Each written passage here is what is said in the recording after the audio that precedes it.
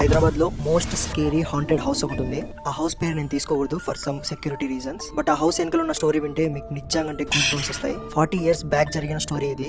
ఆ టైంలో 1,50,000 పెట్టి ఒక ఇల్లు కట్టడం అంటే చాలా పెద్ద విషయం. ఆ ఇల్లు కట్టిస్తుండగా ఒక వర్కర్ సెకండ్ ఫ్లోర్ నుంచి కింద పడిపోయి చనిపోయే పరిస్థితిలో ఉంటాడనమాట. అప్పుడు ఓనర్ వర్క్ లో బిజీ ఉండడం వల్ల ఆ విషయాన్ని నెగ్లెక్ట్ చేస్తాడు. అండ్ ఆ వర్కర్ హాస్పిటల్ కి టైం కి వెళ్ళకపోయేసరికి ఆ వర్కర్ చనిపోతాడు. నెక్స్ట్ డే ఆ వర్కర్ వైఫ్ ఆ ఓనర్ ముందరకు వచ్చి ఏడుస్తూ తను ఆత్మహత్య చేసుకుంటుంది.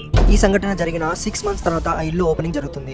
ఆ ఓపెనింగ్ రోజే ఓనర్ అండ్ వైఫ్ ఆ ఇంట్లో ఎంటర్ అవ్వగానే ఓనర్ వైఫ్ హార్ట్ అటాక్ తో చనిపోతుంది అనమాట. సో ఇలా జరగడంతో ఓనర్ కి అర్థమైపోయి ఉంటుంది నేను చేసిన తప్పుకే ఇలా జరుగుతుంది అనేసి ఆ ఇల్లుని అక్కడే ఖాళీ చేసేసాడు. ఆ ఇంట్లో చాలా స్ట్రేంజ్ విషయాలు జరిగేవంట. లైక్ మిద్ది పైన ఎవరో వైట్ కలర్ డ్రెస్ వేసుకొని నడవడం గానీ, ఇంట్లో నుంచి స్ట్రేంజ్ స్కేరీ వాయిసెస్ రావడం గానీ. అక్కడ చుట్టుపక్కల వాళ్ళు ఏం చెప్తారంటే 13 మంది ఇలా ఎంటర్ అవ్వగానే అలా వాళ్ళ ఫ్యామిలీలో ఎవరో ఒక చనిపోయేవారంట. సో అందుకే ఈ హౌస్ ని హైదరాబాద్ లో మోస్ట్ హాంటెడ్ హౌస్ గా